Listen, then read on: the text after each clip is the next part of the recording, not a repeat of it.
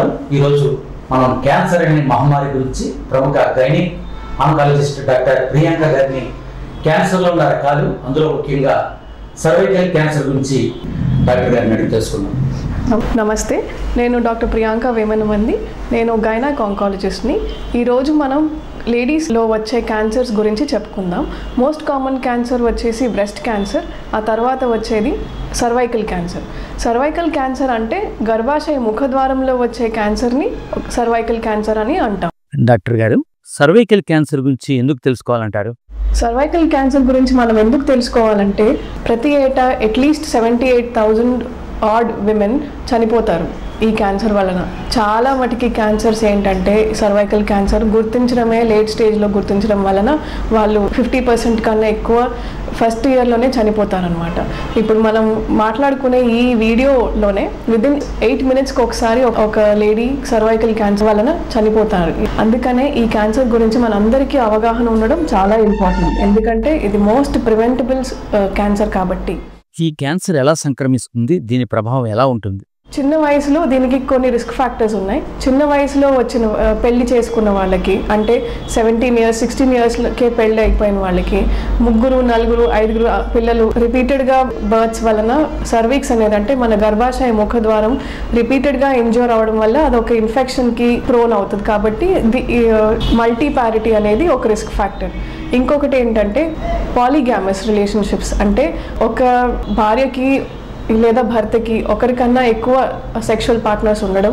మళ్ళీ స్మోకింగ్ కూడా ఒక రిస్క్ ఫ్యాక్టర్. ప్లస్ మన బాడీలో ఇమ్యూనిటీ తగ్గిపోతే, అంటే HIV ఉన్న వాళ్ళకి, లేకపోతే రీనల్ ట్రాన్స్ప్లాంట్ అది చేయించుకున్న వాళ్ళందరిలో ఆల్రెడీ ఇమ్యూనిటీ తక్కువ ఉంటుంది కాబట్టి వాళ్ళలో ఎక్కువ శాతం ఈ క్యాన్సర్ వచ్చే అవకాశాలు ఉంటాయి.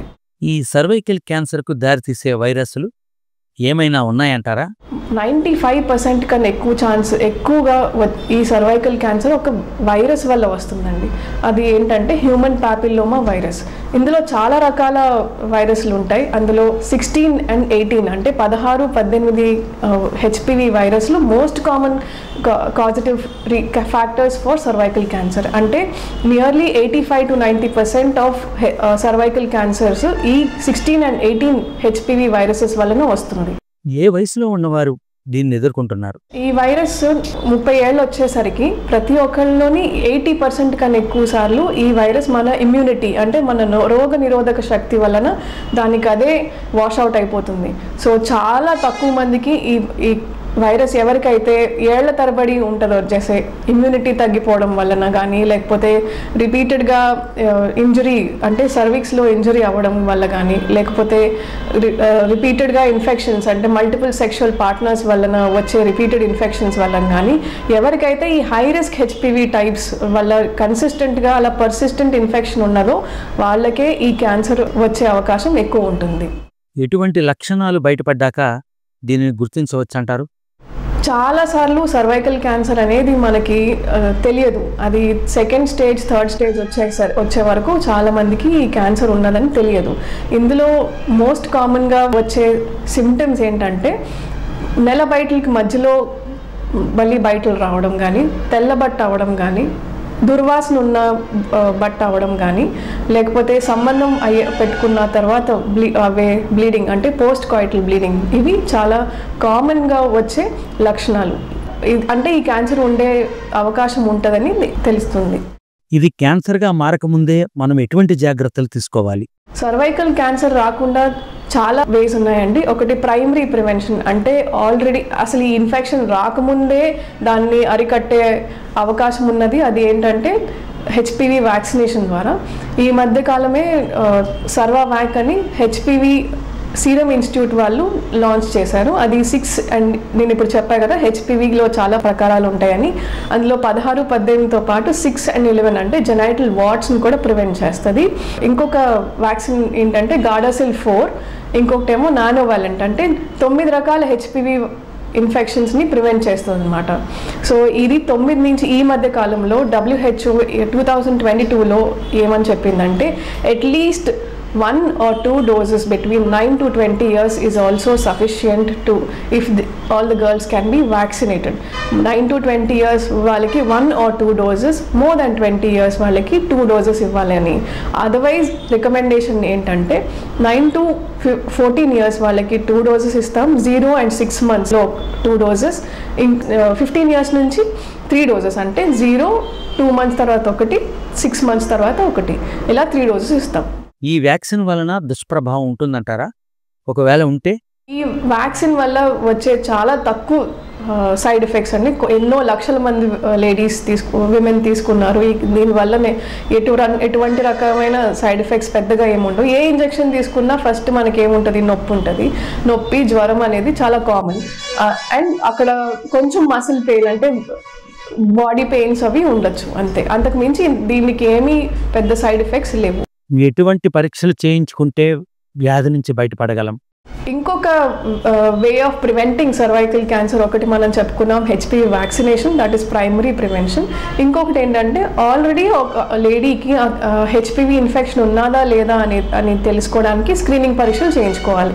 30 years దాటాక, 30 years నుంచి 65 years వరకు ఈ స్క్రీనింగ్ పరీక్షలు అనేవి కొన్ని రకాలు ఉన్నాయి. మన హాస్పిటల్ సెటప్ లేకపోతే మీరు ఉంటున్న స్క్రీనింగ్ క్యాంప్స్ పెట్టిన వాళ్ళ సెటప్ బట్టి డిఫరెంట్ టైప్స్ ఆఫ్ స్క్రీనింగ్ పరీక్షలు ఉన్నాయి. అందులో ఒకటి VIA, అది మన వినెగర్ ఉంటుంది కదా, ఇంట్లో వాడుకునే వినెగర్, ఆ టెస్ట్ అని అంటాం. VIA, visual inspection with acetic acid, ఏంటంటే గర్భాశయ ముఖద్వారంలో ఈ హెచ్పివి ఇన్ఫెక్షన్ వల్ల ఏమైనా మార్పులు జరిగాయా అని తెలుసుకోవడానికి ఈ వినెగర్ అనేది యాడ్ చేసిన తర్వాత అది వైట్ కలర్గా మారుతుంది అనమాట. దాన్ని VR పాజిటివ్ అని అంటాం. అదొక రకమైన పరీక్ష.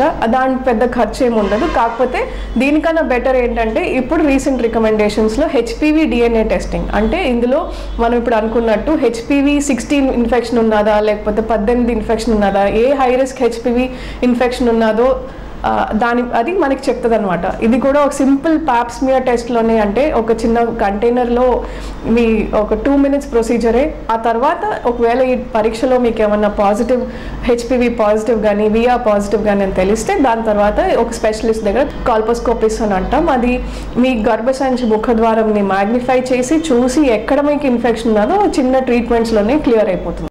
స్క్రీనింగ్ పరీక్షల వలన వ్యాధి లక్షణాలను ఎంతవరకు తెలుసుకోవచ్చు? స్క్రీనింగ్ పరీక్షల వల్ల మనకి ఏం తెలుస్తుంది, ఇదే మనకి ఆ HPV ఇన్ఫెక్షన్ ఉన్నదా లేదా అనేది మనం HPV DNA టెస్టింగ్ చేయించుకుంటే అందులో తెలుస్తుంది. లేకపోతే VR టెస్ట్ చేయించుకున్నప్పుడు ఆ HPV వల్ల గర్భాశయ ముఖద్వారంలో ఏమైనా మార్పులు జరిగాయా, ఎసిటోవైట్ ఏరియాస్ అని అంటాం వాటిని, అవి ఏమన్నా దాంట్లో బయాప్సీ చేసి ఆ తర్వాత దానికి టెస్ట్ పంపించాక అది ఎంత వరకు ఇన్ఫెక్షన్ ఉన్నదో తెలుస్తుంది. ఇంకొకటి మన పాప్స్మియర్ టెస్ట్ అని అంటాం. ఆ పాప్స్మియర్ ఏంటంటే సేమ్ LBC చేసినట్టే HPV DNA టెస్టింగ్ కూడా ఇలాగే చేస్తారు. పాప్స్మియర్ కూడా గర్భాశయ ముఖద్వారంలో కొన్ని సెల్స్ తీసుకుని అది ల్యాబ్కి పంపిస్తాం, టెస్ట్ అది స్లైడ్లో పెట్టి చూస్తారనమాట. డాక్టర్ గారు, ఈ సర్వైకల్ క్యాన్సర్ను పూర్తిగా నివారించే మార్గం ఉందంటారా? సర్వైకల్ క్యాన్సర్ పూర్తిగా నివారించవచ్చు. ఎందుకంటే ఈ HPV ఇన్ఫెక్షన్ నుంచి అది క్యాన్సర్ కింద మారడానికి కొన్ని ఏళ్ల తరబడి ఆ ఇన్ఫెక్షన్ ఉండిపోతేనే అది క్యాన్సర్ కింద మారుతుంది. సో ఆ టైంలో మనం కానీ స్క్రీనింగ్ కానీ చేయించుకోగలిగితే అది ఖచ్చితంగా ప్రివెంట్ చేయగలిగే అవకాశం మనకు ఉంటుంది. ఈ ఇన్ఫెక్షన్ రాకముందే పిల్లలకి మనం 9 నుంచి 20 ఏళ్ళ పిల్లలకి కానీ వ్యాక్సిన్ వేయించామంటే ఈ క్యాన్సర్ డెఫినెట్గా ఎలిమినేట్ చేయగలం మనం. ఓకేనండి, ఇప్పటి వరకు మనం సర్వైకల్ క్యాన్సర్ గురించి చెప్పుకున్నాం. సర్వైకల్ క్యాన్సర్ దేని వలన వస్తుంది, ఈ HPV ప్రివెన్షన్ గురించి మాట్లాడుకున్నాం, స్క్రీనింగ్ పరీక్షల గురించి మాట్లాడుకున్నాం. ఇక నెక్స్ట్ టైం వేరే గైనకలాజికల్ క్యాన్సర్ గురించి మాట్లాడుకుందాం.